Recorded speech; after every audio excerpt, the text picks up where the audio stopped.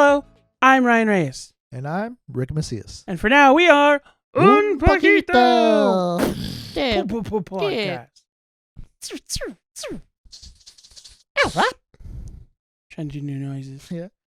Un Poquito Podcast, exploring Latin culture little by little. If you're watching this on YouTube, make sure you like, subscribe, hit the bell notification, leave a comment. Comments make you sexy. And try to watch to the end because that really helps us out. If you're listening on Apple Podcast or Spotify or any other audio platforms, like us there, follow us there, and rate and review us if you can. 5 stars, please. Be sure to follow us on Twitter, Instagram, TikTok. You can even find us on Facebook at Un Poquito Pod. And leave us an email, unpoquitopod@gmail.com. I read pretty much all of them at this point, but Dominic reads them too. I swear. And if you're looking to support us, we have a Discord. You can come hang out with us. You can find the link in the bio or the description. It's a really good time. We're doing a lot of great stuff. You get to ask questions there that we answer on the podcast. And we have a Patreon. Our Patreon starts at $2. It's kind of like pay what you're comfortable with, and you get access to bonus content, early access to ad-free episodes, and a lot of behind-the-scenes content. So that's a lot of fun stuff to look forward to, and we hope you enjoy all of that. How are you doing today, Ricky? Doing pretty good. So am I. I'm so excited about this. Yeah. We've kind of been talking about this the whole time. Yeah. But now it's all about this shit. Yeah. It's about today's episode is about voice acting and animation. Well, not specifically animation, voice acting. I want to try to put this is more of a note if we can. The first time I said voice acting to put like a in like bold when I go like this and like sparkles, maybe a sound effect. Voice acting. Anyway, but yeah, I absolutely love. Ever since I was a kid, I was like super into the behind the scenes of cartoons. Yeah. Cartoons are one of my special interests. It's like my main special interest outside of comedy. But you have a fascination with it as well. Oh, yeah. Like, I remember just going to the movies and seeing like a cartoon movie or something, and just Right. trying to mimic or copy one of the voices. Just like always be willing to play with it. Yeah, there's like a lot that goes into it. I always loved learning about the behind the scenes of animation specifically, but in general voice acting, because even with animation, it has a trivialized connotation because it's seen as intended for children, but that's not like what its initial intention was. It was meant for the public audience, and that's kind of a rough history to talk about. Yeah. Because its genesis is very controversial. It was the original caricatures used in animation they're based on stereotypes and very racial, and that's unfortunate. But as a medium, beyond that, it's become so much more, especially for people of color, and I think that's really important aspect of not of its origin, but of where it is today and how it's used today.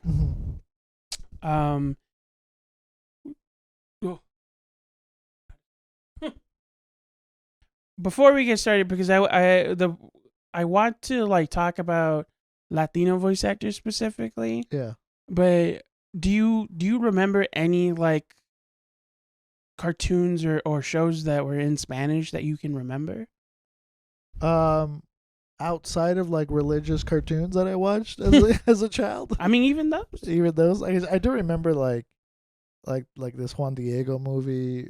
Like, it was very Catholic cartoon movies for kids. Like, I remember like Juan Diego movies are like with the Virgin Mary and the roses coming out of her like dress thing. Oh, I think I know what you're talking about. Yeah, I don't remember which family member I had, but they had all of the old like claymation movies in Spanish. Oh yeah. Like they had the Little Drummer Boy. Oh and wow. Specifically, just the religious ones. Yes. They didn't have any Rudolph. And I'm pretty sure the same company made both, so that was Probably, awkward.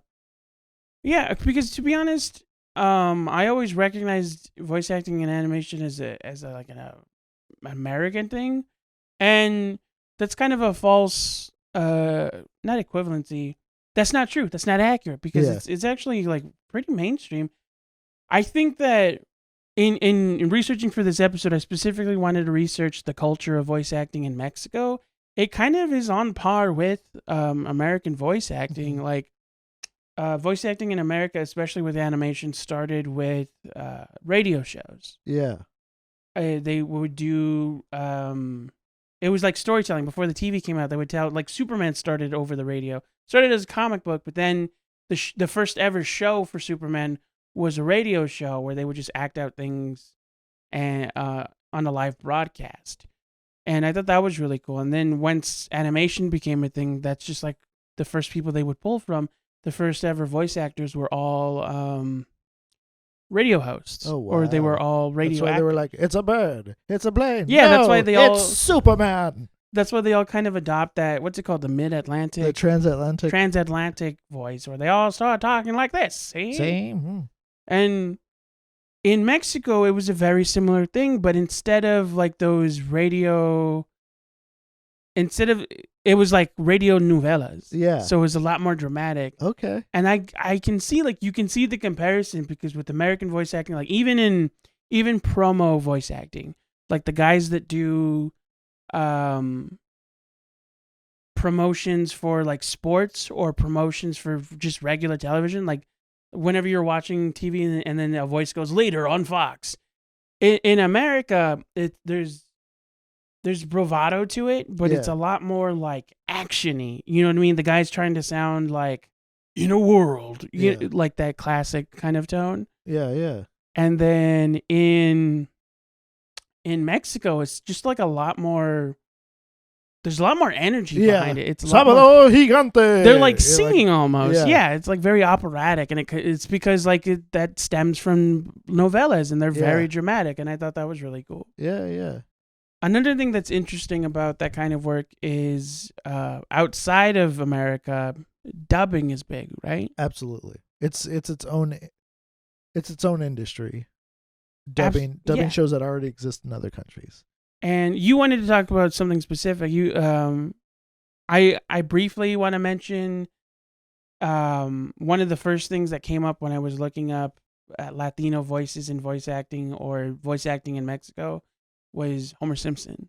Yeah. And I thought it was so funny because there's a weird specific thing about Homer Simpson, which is that he's a very iconic character and a very iconic voice in America and in like American speaking countries. But there's kind of a flip reaction to the actor that plays him, because outside of America, every country that has to dub his voice, the actor that dubs that Homer Simpson is well known for dubbing that character, for being the Mexican voice of Homer Simpson or the Japanese voice of Homer Simpson. They know who he is, and these guys are popular. Like in Mexico, or in like I think most of Spanish speaking Latin America, it's one guy. It's Humberto Villa. Oh yeah. And he's just like the Spanish voice of Homer Simpson, and he's like known for it. And in America, the same guy has been playing it since the inception of the show. And when I tell people, when I see him on screen, because he's a live screen actor as well, nobody knows who I'm talking about. I'll point at the TV and I'll be like, "Oh shit, that's Homer Simpson," and everyone will be like, "Who?" I to this day don't know. I know the voice of Bart or Lisa.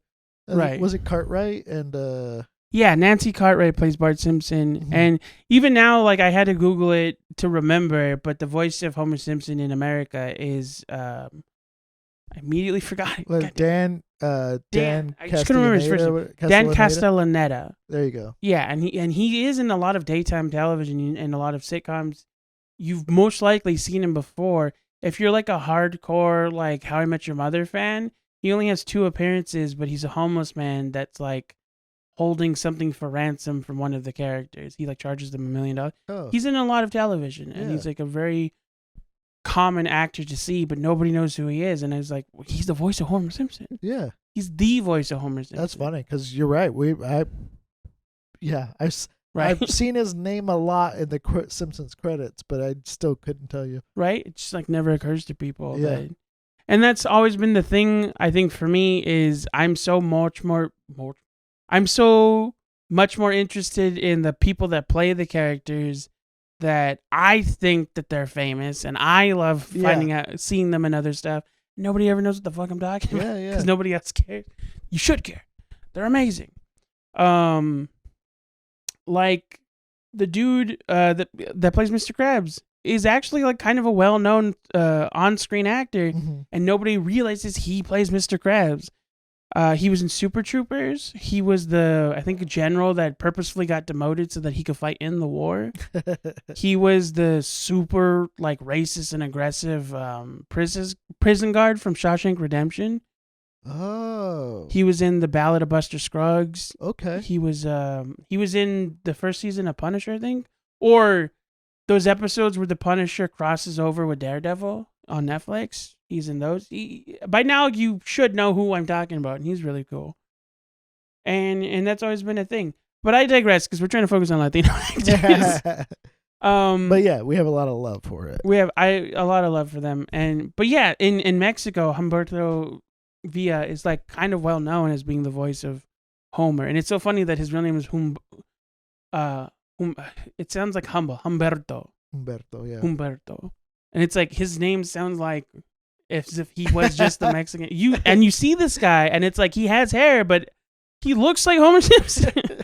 He has like the roundish kind of face, and that's not to like say that he's ugly or anything. He's a very handsome man. Yeah. But it's just so cool that the more I learned about him, the more I wanted to learn about him. I was like, but I got to stop because we're about to record. Yeah, it's like, it's interesting because I wish I knew more and paid more attention to just other languages and voice acting, or Latino voice acting in general. Right. Yeah, and I mean, the other thing I think of is like Dragon Ball Z. Right, that's what you wanted to talk about, is anime dubbing. Anime dubbing. Because, what did you want to bring up specifically? Well, it's just like how like that's actually a huge thing in, maybe I'll say for Mexico, but in Latin America. Yeah. Like I remember like having a friend go to Mexico over the summer to visit family, and then he was ahead of me on Dragon Ball Z, and I was like confused. Oh yeah, that's like a huge thing. Yeah. My little brother told me about this, and I may have mentioned it before, but now it's super relevant. Yeah. Is there's like a huge obsession with anime in Mexico. Yeah. And in Latin America, and the ironic thing is, I'm getting the second hand, so if I'm wrong, you can correct me. From what I'm told, specifically with Dragon Ball Z, the company that makes that anime and any other anime associated doesn't like. I don't remember the reason why, but they don't like selling to Mexico. I think it's because they're undersold or something. Like, oh really? They aren't willing to pay the price that other countries pay to air their episodes. Yeah. So it's a lot of like bootleg stuff. Yeah. And even the dubbing is like not illegal, but it's like I don't know. It's a weird culture there because they're not supposed to have it, but it's fucking rampant. They're obsessed with it over there. That's like one of the most popular T-shirts you see at fucking swap meets, and it's the only one where they don't put them in Latino like clothing. They don't put them. They just love the characters as is. Oh yeah, absolutely. You know what I mean? Everyone else, like you have SpongeBob in a bandana, or you have like Homer with like Day of the Dead makeup. Yeah, they leave those dudes the fuck alone. They're like, they're good. Yeah, it's so funny. Like I remember seeing like a TikTok of like a Mexican dad like having his Goku shrine, like it's his Virgin Mary shrine, like the mom was supposed to have, or something. Funny. It's so funny, but it's like there's a lot of love there. Like, because I'm picturing like church candles. What are they called? Yeah. Because they always draw, or they always paint an aura around the Virgin Mary. So now I'm picturing those same candles, but at the center of that aura is Goku going, ah! And like. That's pretty good. That noise is pretty good. I've been working on that noise since I was 5 years old. It better be good. But it's like, it's just funny that like that, at least in Mexico, was more respected and loved quicker, right, than it was over here. It was looked down upon here for longer, I think. Like it was like, oh, that's nerd shit or anime stuff. Yeah, and it was like embraced over there. Oh, absolutely. And I maintain this. I've said this before as well. Latino, and specifically like Mexican media, is so similar to Japanese media. Like their game shows, their news. Oh, right. Their talk shows and their animation. It's like different style animation, but the storytelling. Like any anime could also be a novella. Any novella could be an anime. Yeah. And all you would have to do is like rewrite the theme song. Yeah. It's bonkers. I love it. There's even, I don't think he has a whole playlist, but there's like 3 songs that Dominic listens to that are in Spanish, but they sound like anime songs. It's like soft really? guitar that leads into hard guitar that leads back into soft guitar. You know what I'm talking about. Yeah. You've seen anime I've seen intros, Furikuri. right? But it's crazy. And that's not to say that there isn't dub work in America. There is. Yeah, yeah. They have to dub other languages, or they have to Yeah, do, but I feel like that's not loved in America. Like the dubs are just not loved. it's just a product of the process. Yeah. It's not really appreciated as much here. And I will say, like, to that extent, that is similar to how it is in most places. I think the one place that fucking worships voice acting as much as it worships, like, any other kind of media performance is Japan. Yeah, yeah. They have, like, ceremonies for these dudes. Like, that's wild. the voice of Goofy in Japan can't, like, walk outside No in way. public. It's like, that's how well known he is. That's how popular he is. Gorge. Right? I know that he has a very... I've heard... So, there's a place where you can learn specific about animation, and then I swear we'll get back into, like, Latino stuff. Rob Paulson's Talking Tunes. He talked with Bill Farmer, who's the current voice of Goofy. And he technically isn't the original, but you can say that he's, like, the voice of Goofy, because he was the first person once they started, like... Goofy was never one person originally. Yeah. Until he became Mickey Mouse's best friend. He was in shorts, but he was just like how they drew that character. It was like an everyman character. Oh, okay. And so I don't even think his original name was Goofy. And so it wasn't until they started establishing him in the regular like storylines and as Mickey Mouse's best friend, that's when he was given a persona and a backstory and like a kid. Yeah. And then I think at that point, Bill Farmer, there was one guy before him, and I unfortunately can't remember the name because I have to research more. But since that, like, he was the voice in the Goofy movies, and he's been the voice like at least since the 80s and 90s, I think. Wow. So that's been crazy. Man, Goofy movie. And I'm like all over the place. I know so much about animation. Like I said, it's a special interest, like an autistic level special interest. But so he talks about the laugh, the yeah. And how it's like, it's for him, it's more of a guffaw. Like he's going, but in Japan, he like takes a pot, like because he was learning someone else's laugh, he like broke it into pieces. So his is like, yuck. Oh, and really? Interesting. Because both of them are like now synonymous with those versions of characters. Like how the Goofy laugh is how the American voice is associated with. And in Japan, like that's the signature is that, yuck. It's insane. I don't know about the Mexican Goofy. I think it's a different person every time at this point. Yeah, I mean, I haven't watched. I did watch Los Tres Caballeros, the Donald Duck one with the birds. Right. Did you ever see that version? Not in Spanish, no. I mean, I think I've watched both versions, but it's like those 3. It's like a parrot. Donald, was it parrot? Oh yeah, I think I know what you're referencing. I've just never seen it, but it's like it's him and like there's like 3 prolific bird themed characters, and there's Donald Duck is America, and then there's the one from I forget.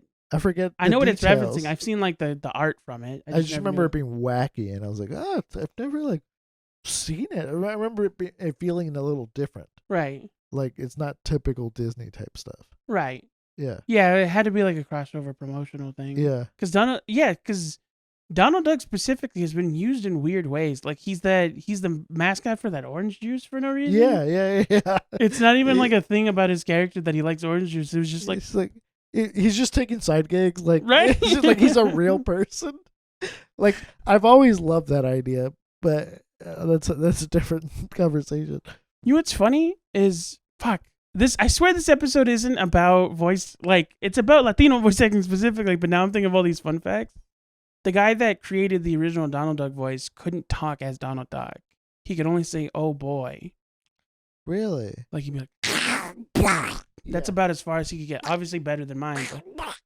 So, the dudes that came after that would talk in full sentences, that was like a thing that was never expected from the character. And it's insane that ever became a thing. And I just thought that was a fun fact. I mean, if you could do Donald Duck noises, it's a whole different it's a whole different thing to do the voice. Because like I can do the noises, but like I cannot do any sentences. I can do not a hard segue, but I can do Mickey Mouse. Yeah. I think I've done it before. No, you definitely done it. I've before. done it so many times. I have an Oh, impression boy. of it. It's like, oh boy. And that's the thing. That was the hard part to learn was the oh boy. Yeah. Because you'd hear it on the internet. People would be like, oh boy. And it's like, no, I can't. It's a physical thing that I figured out, but I can't describe it to people that do the impression. wrong. Well, It's like, it's a weird kind of sway up and down that you have to do like just right. Mhm. All the pitches have to align specifically. It's like, oh boy. And I can't describe why it sounds the way it sounds. But it's so difficult to do his voice because it's not exactly transatlantic, but Yeah. it's not enough to just do the falsetto. You have to learn how to like talk like Mickey Mouse, like his accent. I don't know what his accent would be, but yeah. I don't know either. kind of sounds like someone from Maine. Yeah. So, yeah. What else? What other voice actors did you find that stood out? I wanted to look more into Mexico specifically, but I mostly came up with like the Latino actors that I already knew about in America. Yeah. And but we do have interesting stories about them. But we might do a backup episode, maybe with Dominic also in the future, because Dominic is coming back soon. Yeah. So that we could like focus more on Mexican animation.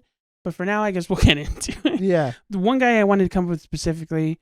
I'm gonna take a pause real quick to look him up. Yeah. I'm gonna start right at that sentence.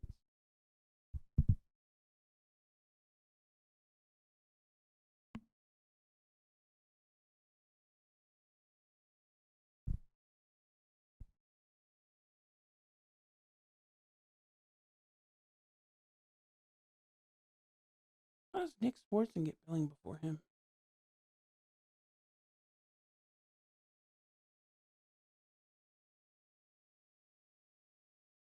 Mine's slowing down. Can you look up Carlos Alazraqui? Oh, I got it. Okay. Carlos Alazraqui. Okay.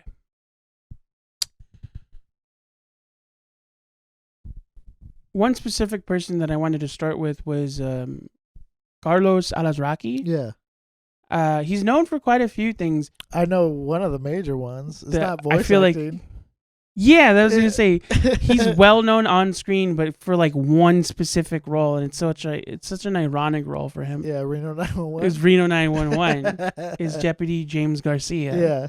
Because that was a running joke on the show, was that he was like trying to like hide that he was Latino or something. Uh-huh. Or there'd be episodes where they'd be arresting someone who spoke Spanish, and they're like, "Well, don't you speak Spanish?" He's like, "No, I was born in Reno. What the fuck are you talking about?" And it's such a funny thing about this character. There's so much history behind that too, because originally they killed off his character. Really? And there's a whole story behind that because he didn't know they were gonna do that. They kind of just fired him for no reason, and then later on, when people found out, when the voice acting community found out about this, and the actual fans that liked him found out about this, there was a huge uproar, and they had to bring him back to life, like he faked his death or something. That's funny. And I remember the episode where he reveals that he was alive the whole time. They're at his funeral, and I can't remember if he pops out or just like shows up, but it was the exact same energy as Anchorman 2 when everyone's at Rick's funeral. Yeah. It's like the exact same energy, and it was like, what the fuck? We thought who's in this casket right now? He's like, I don't know. I didn't feel the casket. It was really funny. But it's funny because he's great at accents because he, Spanish is or English is his second language, I believe. Mm. But he doesn't have he was raised in America. He's American born. He just grew up in a Hispanic or Latino family. Yeah. So he's really good at accents, and he's done a lot of different voices. That I think is one of his specialties is accents, because the other one that he is most notable for in voice acting is Rocco. Yeah. Not an aardvark. What is he? He's a wildebeest. He's a wallaby. No, it's something with a W. A wombat? Is it a wombat? It's like a kangaroo, but it's smaller. A wallaby.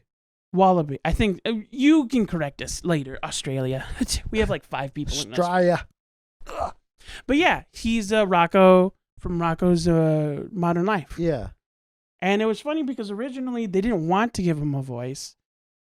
Or they specifically didn't want him to sound Australian, and he had to like convince them to let him try it. He's like, well, you haven't heard my Australian, because people were doing like, that's not a knife. Okay. Yeah, they were doing It's they not- were doing that, and it's not terrible. cute. And he did his, and to be honest, like, I know there's not an extreme difference in the accents, but I believe there is a difference in accents. He sounds a little more New Zealand than Australian, and maybe that's why it Oh, went with the character you're so gonna well. draw some ire. You tell me Australia, The Kiwis and the Australians. There's a friendly beef there. they're like, where's the sign? And we're like, where's the car? You want some chop sprue? So reference to a really old show on HBO, Flight of the Conchords. A lot of references today that yeah. nobody's gonna get. But yeah, there's like so much to say about this character. He's also to go back to kind of reference what we were talking about dubbing. He is one of the main like go-tos for dubbing Antonio Banderas. Really? So like when movies are on TV and there's a lot of cursing, even if it's in another language, they have to dub and replace it. Yeah. He would be the guy to do that. Yeah. Sidebar, I did, an old professor of mine was a commercial stand-in for Hank Hill's voice actor. That's insane. Yeah. It was just my professor. That's so cool. Just for the commercial snippets, you know? It's so funny because when you like get into voice acting, you like, I know that there was a brief moment, and they don't really talk about it, where there was this is referencing what we're talking about The Simpsons, but Homer Simpson's voice isn't just his voice in every episode. I can't tell you what Really? episode without researching it. I think it's intentionally impossible to find, but you'll notice that a while back they had a Homer Simpson contest, and they found like 2 people that sounded exactly like him. And so once in a while you might notice that his voice sounds just slightly off, and it's because it was either during a time of negotiation, or it was like just during a time where the actor himself was like terribly sick, Yeah. but his voice was dubbed in a couple episodes. Oh, interesting. Yeah, that makes complete sense. Or is it a conspiracy? You can't prove that it's defamation if it's a conspiracy. Prove it. Protecting.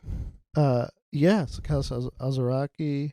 I need to look up the name again, but so he did Rock. I can't believe he did Rocco. Like, Yeah, he also that's iconic. he also does he's really good at impressions. He's also a comedian. He does a really good Gene Wilder. Oh, really? Yeah, and he loves doing the scene from Young Frankenstein when the monster's like, no. Failures are accepted just as well as successes in science. I can't do I'm not gonna do the whole monologue. You look at but he does that whole monologue where he's like, he attacks the beast out of nowhere, and he's like, you know what I'm talking about. Yes. I'll move past I this. barely watched that recently though, so barely. It's on Amazon, I think. He's also the reason I wanted to bring him up is because there's a funny story about him. He inadvertently got Antonio Banderas into voice acting. Really? So For Puss in Boots? before Puss in Boots, Really? have you seen the Mucinex commercials with the bumblebee? Oh my gosh, yes. So yeah. there's It's a funny so story ridiculous. behind that. Is originally he was the first person they reached out to because he does Antonio Banderas as an impression, and he's he was if you've ever seen Fairly Odd Parents, the Mexican fairy is him doing an impression of Antonio Banderas. Yeah. Juandísimo? Yeah, and I'll pause. We cut out that cough. Yes, and so he was called in before. They never even thought of reaching out to Antonio Banderas because it's a fucking bee commercial, and it's like literally for not intended, but it was like B-rate animation. Like it was Yes. not purposely bad, but it was like they were working under a budget. They didn't think they could get Antonio Banderas, but they told him, "We want you to sound like Antonio Banderas." And so he did, and he did such an amazing job that somehow it got back to the real Antonio Banderas, and he loved it so much that he wanted to do it. That's so he is hilarious. actually the voice of the bee, the real Antonio Banderas. It's so funny because like I remember that being distracting to people. Yeah.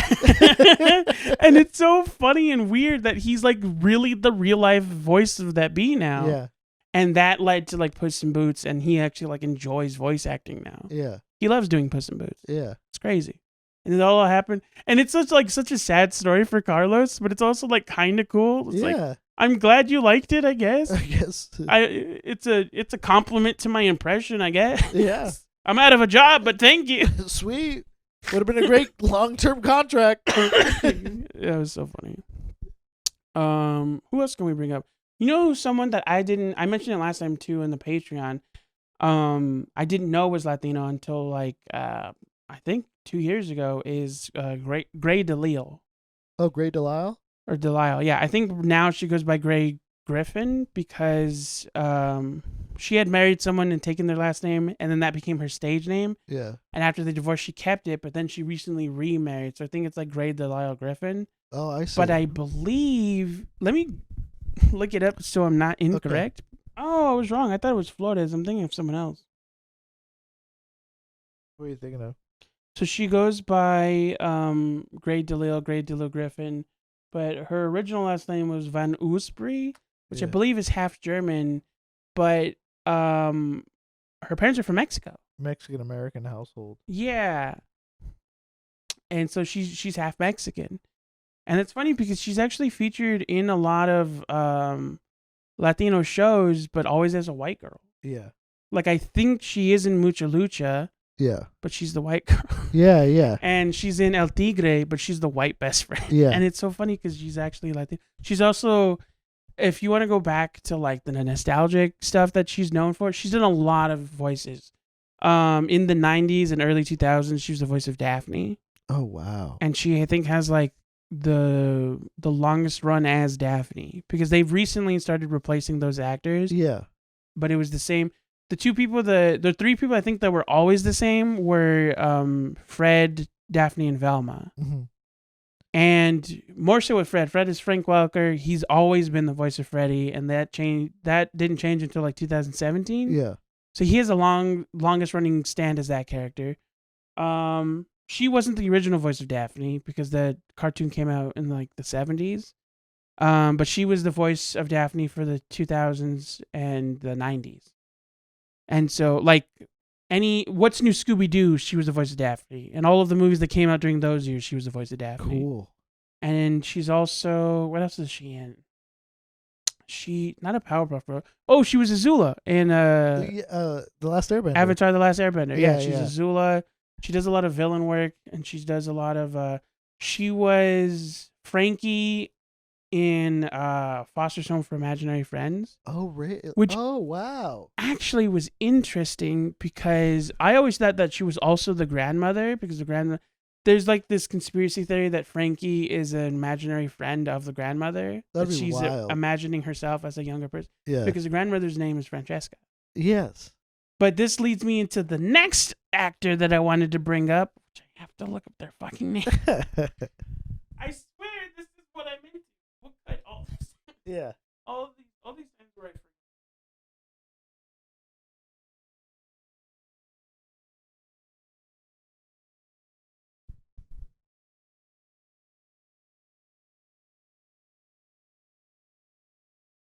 okay. We'll start like right where I'm like the next actor, which is a woman by the name of Candy Milo. Oh, I don't know this one. And actually, she was referenced in one of the Discord questions, which we will get to in a minute, because she is the voice from Mucha Lucha of the Flea. Oh, really? Yeah.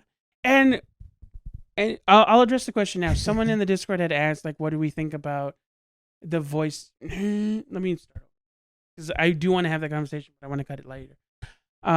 This can segue into that. Yeah. So that brought me to the next actor that I wanted to talk about, which was Candy Milo. She played the grandmother, and she also played Cheese in Foster's Home. Oh, I like cheese. Yeah, I like chocolate.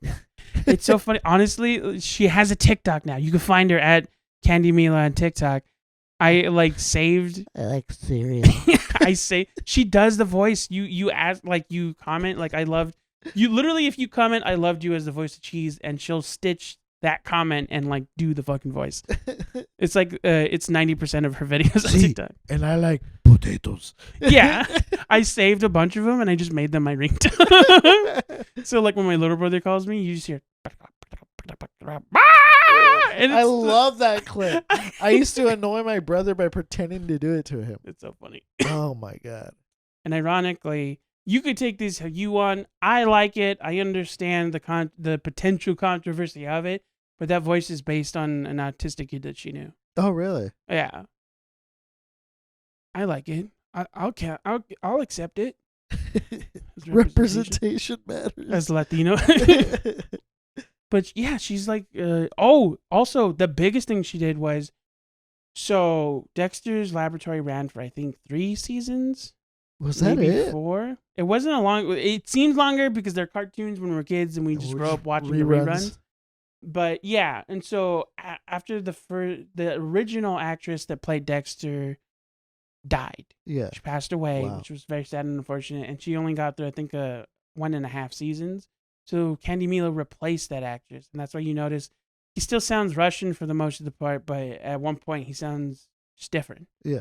And so she is the voice of Dexter as well from Dexter's Laboratory. She does a lot of popular characters, a lot of softer characters that I can't remember. I literally only remember the ones where she screams. But it's so much fun. She's one of my favorite voice actors of all time. That's cool. So those are 3 pretty big ones. Yeah. I mean, there's also They're all also on TikTok. You just gotta Google their names. and honorable mention Cheech Marin as one of the hyenas. Like Right. So that does segue into the actual question. Let me pull it up. This time the phone can be on screen because we want to show the Discord that we are looking up the questions. Oh yeah. It seems like something you don't come across. We'll read that. So I gotta move past this weird conversation Dominic started. And this isn't bad, but so like someone asked about AI in relation to voice acting, and then Dominic and Crafty as Chavez just started a conversation about AI that has nothing to do with the episode. Maybe we'll do an episode about AI just so we incorporate that conversation. True. But so I gotta scroll through that to find the question I'm looking for. Yes. Baby's Smooth Brain on the Discord. Thank you for asking your question. Love the name. Is what are your thoughts on the Latino characters always having the same voice and the same stereotypical personalities? One example could be Plains. I think another example could be Cheech Marin as the Yeah. not as the hyena, but as the Chihuahua from Oliver and Company. Oh, I thought you were gonna say from Beverly Hills, Chihuahua. No, that's George Lopez. I know who is who. I know who it is, but it's I'm just not like that it did bother me a Bojo, little or bit. is it Nosawa? Nosawa. But if you remember, did you see Oliver and Company? You know what? I don't know if I did. Where you take a quick break so we can watch that movie. Nah. But it just goes boop and it cuts back to us. No, it's coming back to me. Yeah, it's like it for some reason the main character was fucking Billy Joel. And he's like, I want to fight him. Like he was like, Why should I worry? It's insane. Why he was the singing voice and the acting voice in that movie, and he does a phenomenal job. I found that I was like, what the fuck? But so I think Cheech Marin's also in that. I think he's the voice. I'm all going completely off of my memory, but he played a Chihuahua who falls in love with a poodle. Yeah. And he has to like pretend to be the cat, so he's hanging out in their lounge smoking cigars and like being flirted with by this poodle, and he's like, if this is torture, chain me through the wall. Yeah. And like, so I think that's what they're referencing in this question. It is for, as a kid, obviously it's goofy, it's intentionally over the top, so I thought it was hilarious. Yeah. But yeah, when you kind of like start paying attention to these characters, it does become a bit like formulaic and mundane and like and offensive. It's and I want to be clear to these people, it's not offensive because it's not that these aren't entertaining, but when they become repetitive, when it becomes a thing where that's the only version of a Mexican that they're willing to write into the story, then that's what makes it offensive, is that they don't allow us to just exist as ourselves. They don't allow us to show how much more there is to being Mexican. Yeah. And it's hard because like I feel like Like, what did you think of Mucha Lucha? I loved it as a kid. Yes. I love it as an adult, but I feel like I know where you're going. It's like I do understand. Like Yeah. there was stereotypes. He's the absolute favorite of the show. But going back to Candy Milo, the Flea is like the most stereotypical. He's literally like a dirty character. He's like his voice, even though he's supposed to be like 10 years old, his voice sounds like 40 and like gravelly and like he eats dirt. Because when I was younger, it actually bothered me. Yeah. And it's like, but you know, it was also a show for us. And we didn't have much of any of that back then, too. Yeah.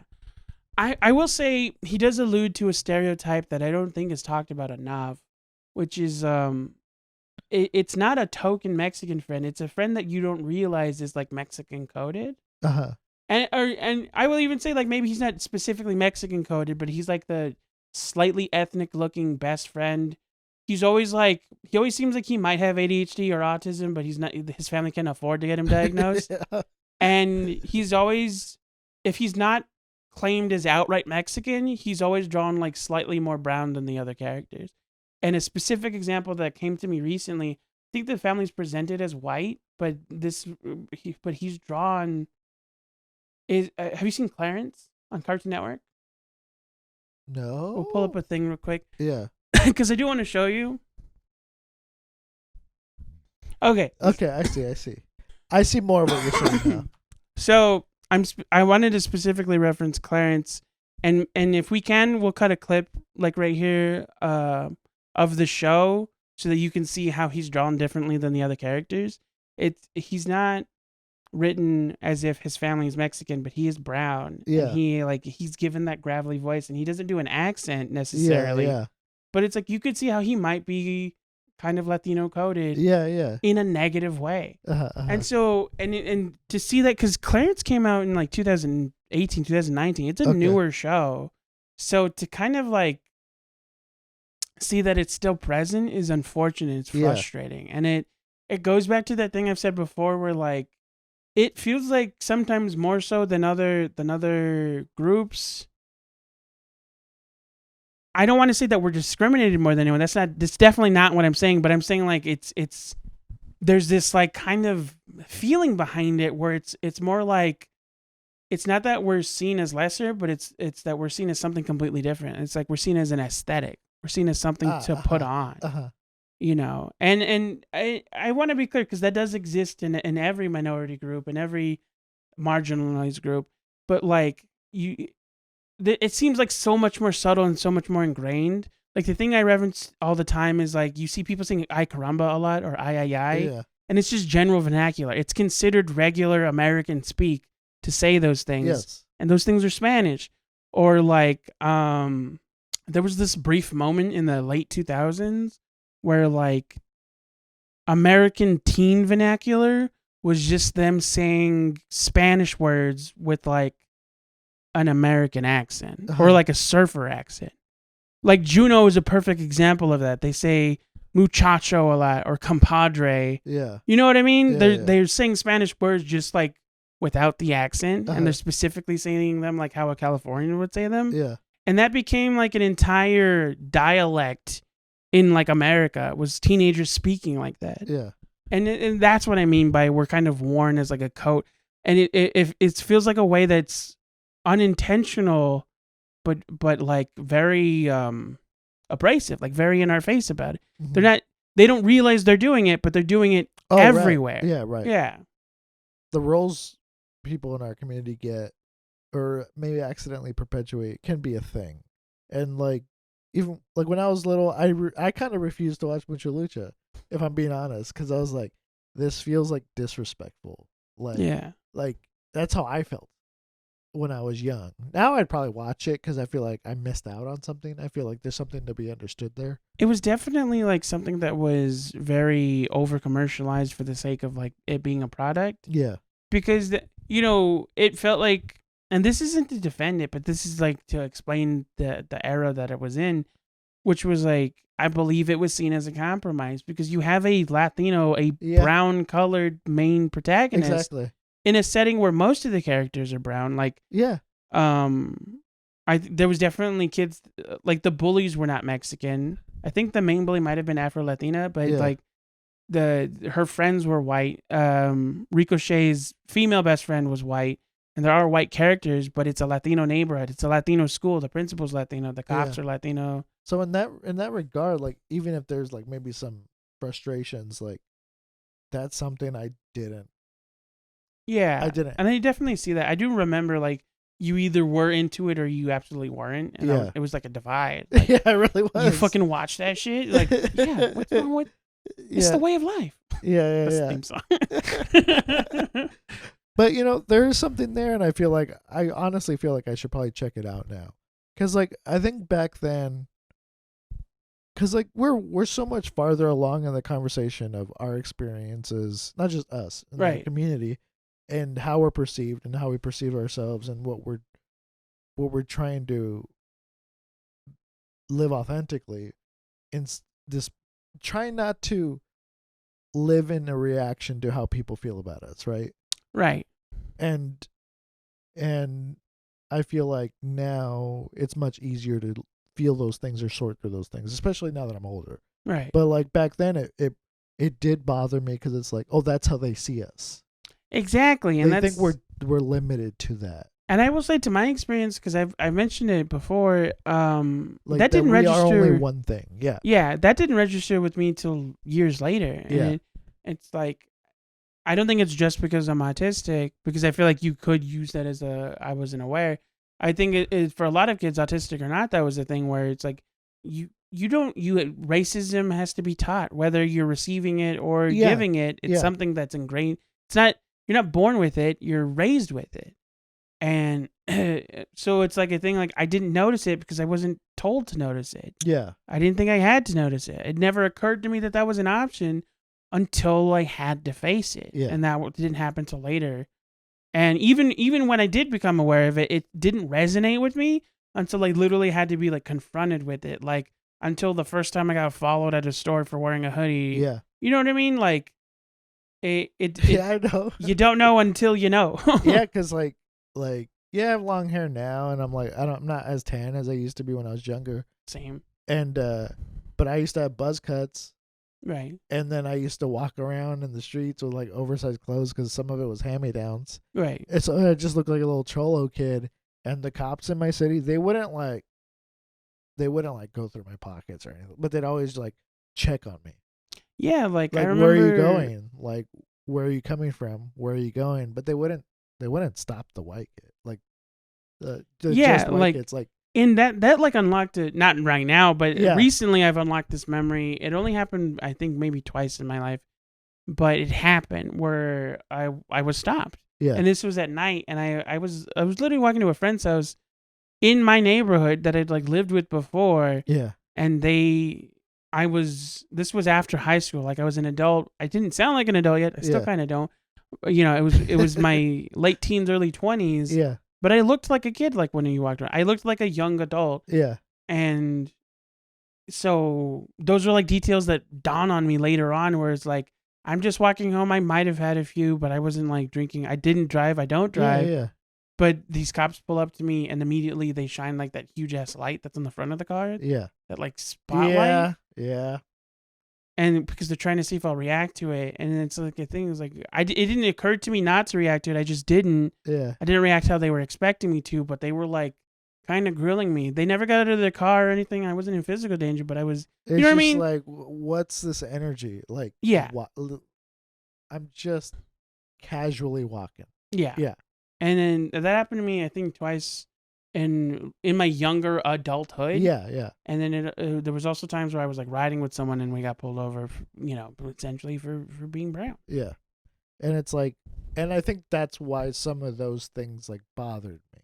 Yeah. And it wasn't that conscious when I was younger, but I did feel like some were like, oh, they think that we're like, it doesn't matter what we are, that they perceive us a certain way. And it's like, but also like, I just had more privileges because like I was just lighter skinned. Yeah. And I didn't I didn't mean that to be like, no, you are. It's just a matter of fact, right? Like I'm not like offended that people mention it or talk about it with me, but it's like that's part of why like I just didn't have to face it as Right. early as other people do. And it's also another reason why I could try to distance myself from that. Those feelings, those experiences, even if I have some of those experiences. Right. So that's literally could be part of the reason I never watched Mucha Lucha, because I was like, this is. But some people, that is their experience, Yeah, and that's valid. That's also the thing too. Is like sometimes kids don't know why they don't want to watch it. Like Yeah. I don't think it was. I think it.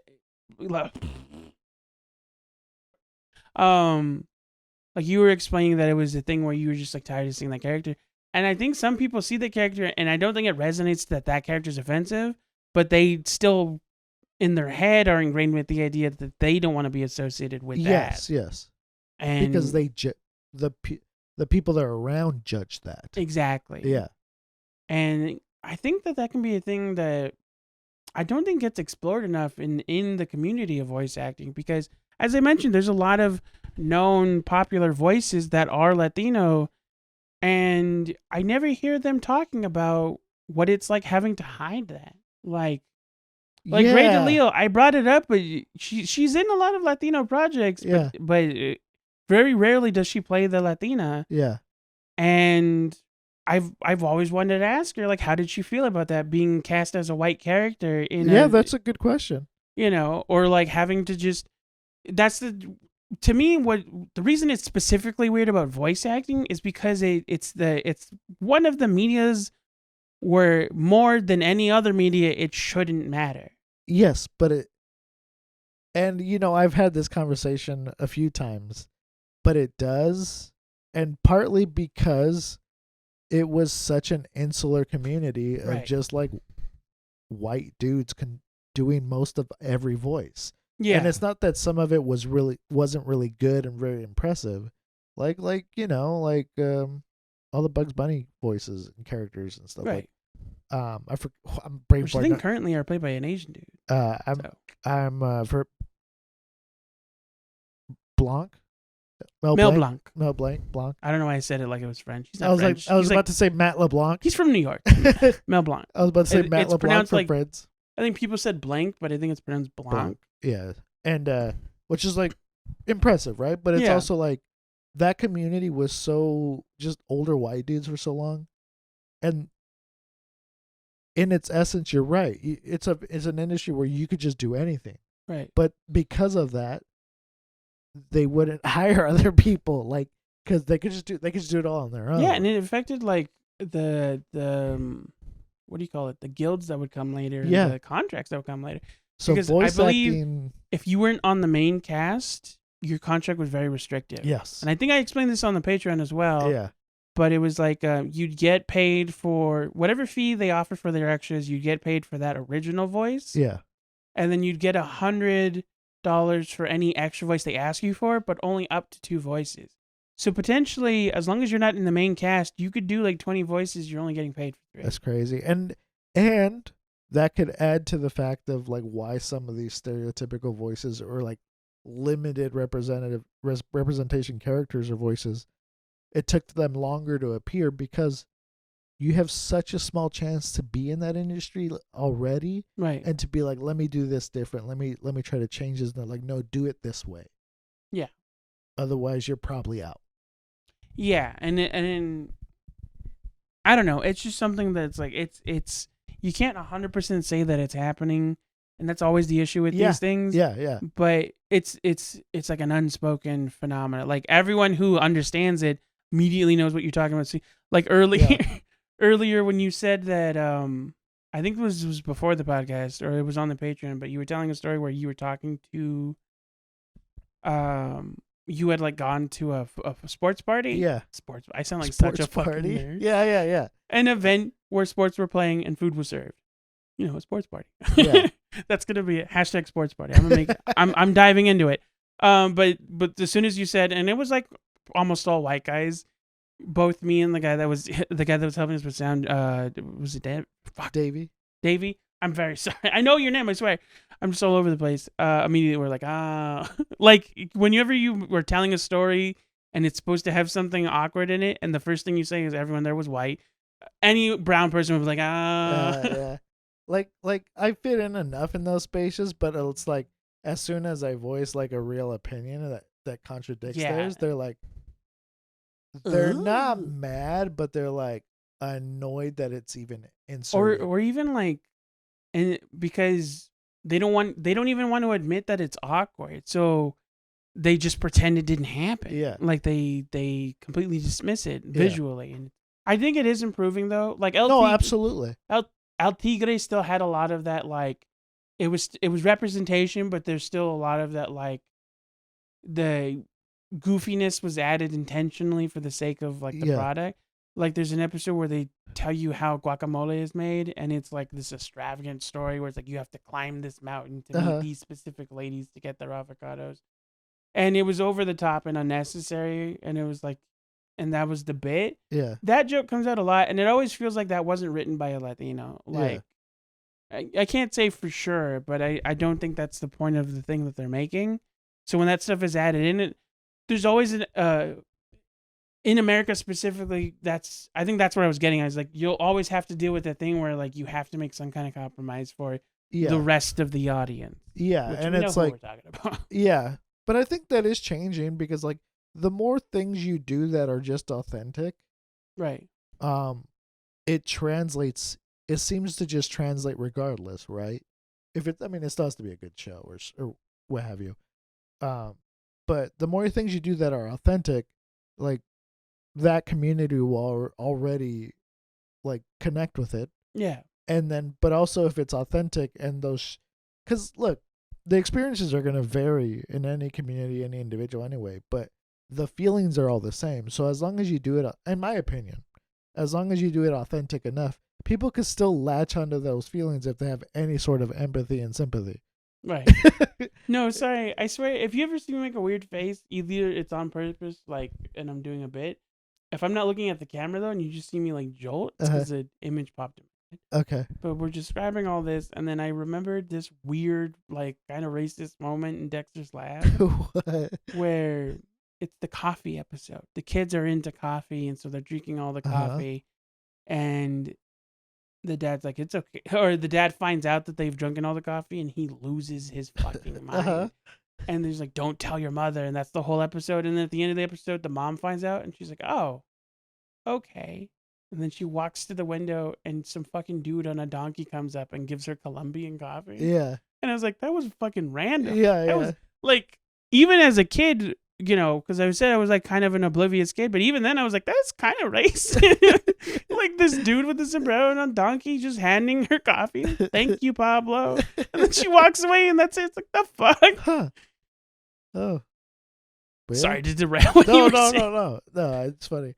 Yeah, I feel like we need to rewatch some of these cartoons. But yeah, it's like we went off a little bit on a tangent, but and I think it does tie into Latino voice acting in general, but that goes to show you how little of it we've had. Yeah. As far as like being able to latch onto anything in these spaces, because it's like one instance is like there's a lot of feelings behind like one show. Right. And there should be, well, not that there should, well, there could be, there should, whatever you want to say, there could be more. There could be, we could just be focusing on ones that just did it so well. Yeah. That and we're really happy about. I'll be honest that goes into a conversation we have all the time about, on the podcast about representation. Because, you know, I definitely don't want to go back into those old circles. We've said it before, but just to reiterate this one point of like, when it comes to representation, like it's always perceived that we don't care. You know, we're always that demographic that's like, well, they'll watch either they'll watch it or they don't. Yeah. But it's when you look, the reason I bring it up is because when you look at the actual projects being made, like the support that increases for those things, I think should be enough evidence that these things can be successful if you give them a shot, or if you put the work in to make them more authentic and more like attainable. The reason I mentioned like the other demographic or like having to pander for everyone is because there's always that belief that if you don't do that pandering, then they won't find it relatable and then they won't sell. And it's like, I mean, look at Encanto. But it's also like, yeah, no, sorry, go. No, it's like Encanto was super successful, and it's like not just because it was a Latino thing. It got a lot of support specifically from Latinos, but like everyone associated with that. Yeah. You know, because it's not just a movie about Latinos, it's a movie about families and pain. families in general, Yeah. generational trauma, and that's a relatable subject. Yeah, exactly. It's it's kind of authentic. Yeah. It's a little over the top with magic and shit, but it's Yeah. like that's But it's- just a and fun. That's More a- specifically, like it was an all brown cast. Yeah. Like yeah, it goes to show that those fears are unfounded. yeah, and it's also those are real. That's how families are. Those are real, and that is authentic. And those pressures are Yeah. just. It's hard not to identify with that sometimes. Yeah, I will say though, it's one of those things that's improving, but it's improving slowly. Like Yeah. you still get Because it's like there's a big gap between Dora the Explorer and Encanto. Like, Right. like there's a lot in the middle that could be serviced. and even then, like I have so much to say about like because Dora the Explorer, I believe, was created by a Latino, and it was a Latino voice behind it. But it was such a because she's hiding her accent, she's not using an accent unless she's speaking Spanish. And it became such a synonymous character in America that like so many white and like non-Latino people cosplay as Dora the Explorer. Oh, right. And it's always been a thing that irks me. It's like, why? It's not that I'm trying to gatekeep Dora the Explorer, you know what I mean? But it was like, what do you get out of pretending to do the voice? You know what I mean? Yeah. Or it's more of a thing of like, one thing that still happens is you still see Caucasian, American, and European people playing Latino characters. If it's a Yeah. Hispanic character, let Spain deal with that. I don't give a shit. But specifically like Latino voices, it still exists. Yeah. And I know that right now I can't think of it immediately, but like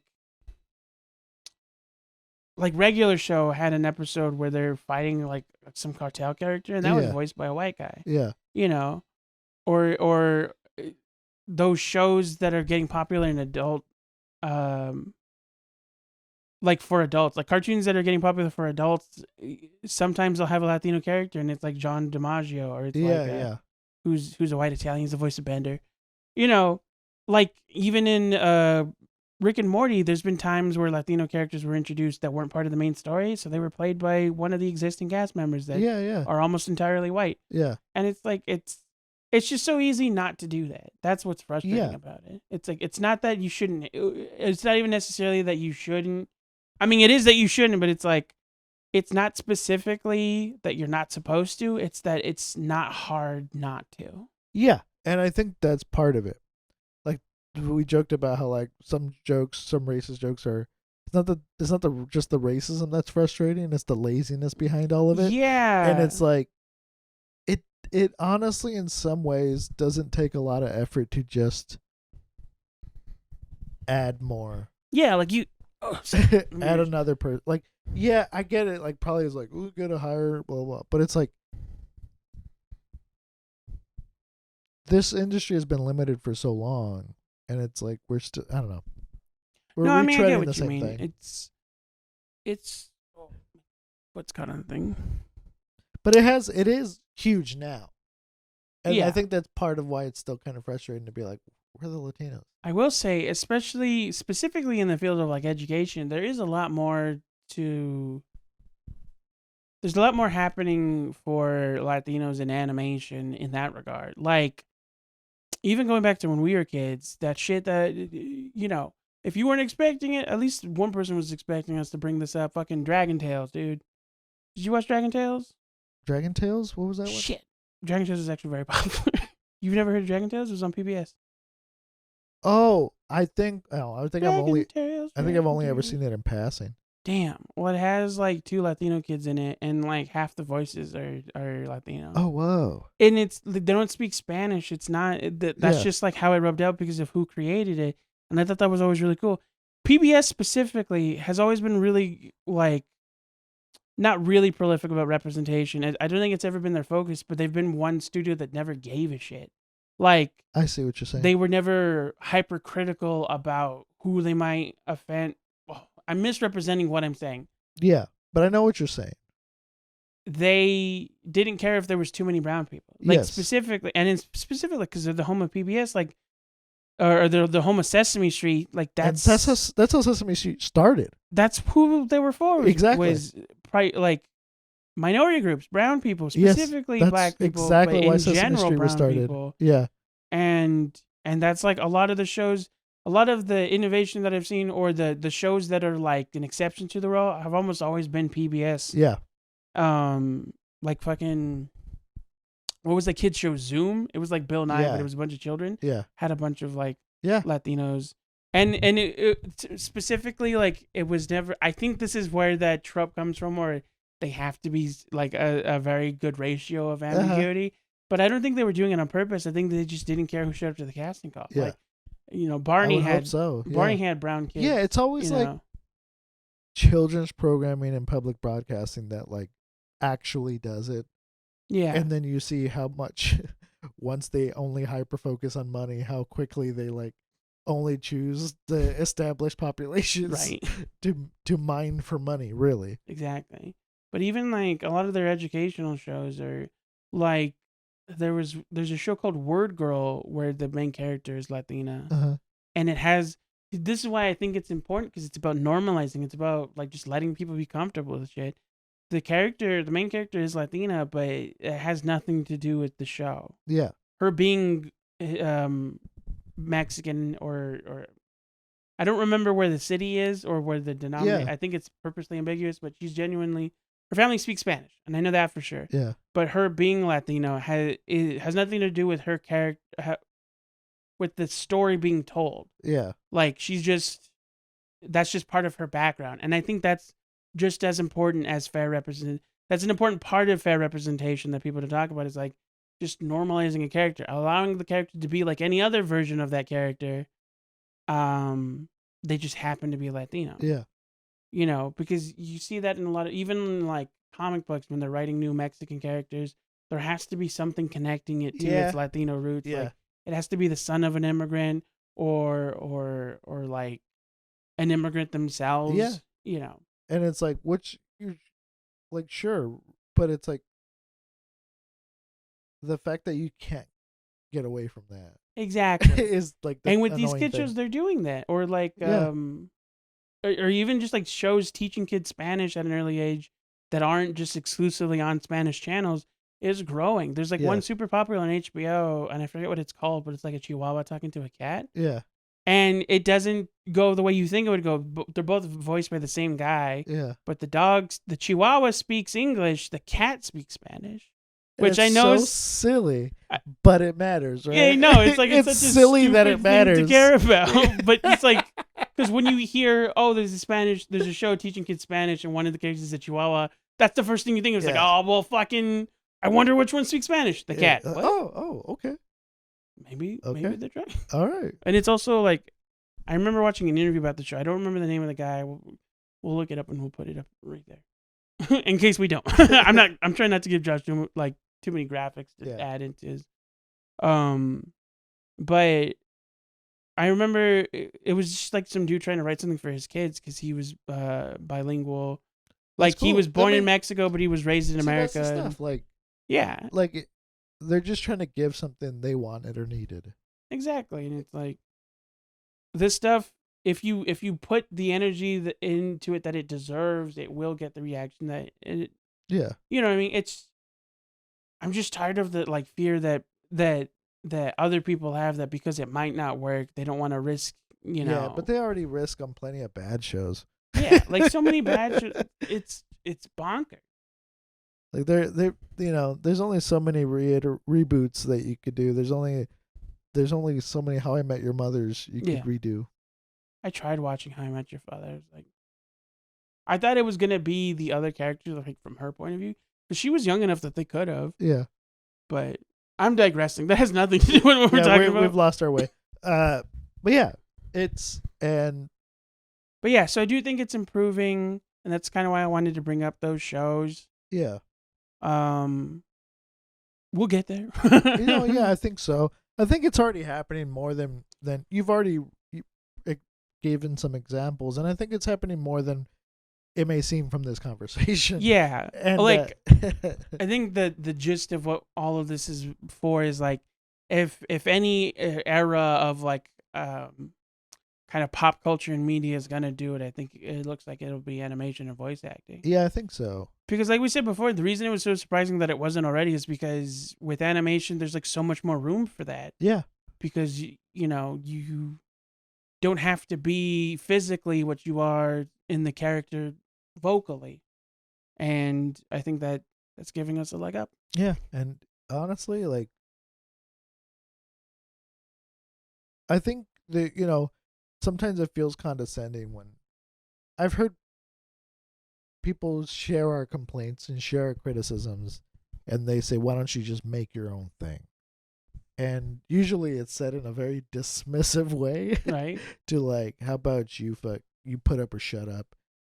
But in some ways, like, we do need to just start making more stuff. Yeah. Even if, because it's like sometimes our community doesn't do stuff or make stuff that, because we think it's not good enough for whatever reason. Right. And partly because it's like a feedback loop of we haven't seen it enough to think it's not inherently valid. And it is. And not everything's going to be sold or made into huge shows or be that successful or ever maybe see the light of day. But it's like, if we don't start putting these things out, yeah. we won't be helping anything.